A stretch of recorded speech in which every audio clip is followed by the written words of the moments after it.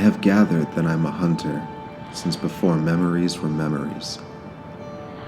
Years before I ever shot a shotgun, and especially in the final hours, lying wide awake before my first grouse hunt with my dad one winter morning.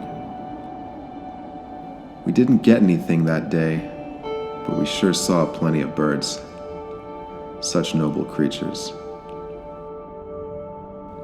I doubt I would remember that day any better had he shot something.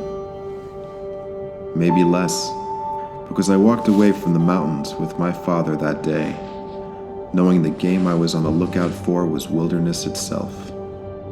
Tense, quiet freedom, like you're holding your breath, anticipating action in silence, surrounded by a 20th century Scandinavian forest painting. And I wanted to thrive there, and breathe deeply. Crouch with a spring in my step, and not a care in the world, besides the hunt. My attention on the one in front of me, applying the knowledge and experience of the ones behind.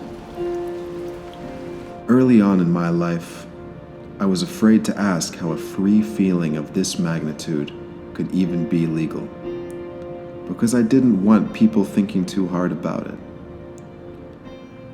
How are there not more of us out here? Never mind. Forget I said anything. There's nothing to see here, no lessons to learn.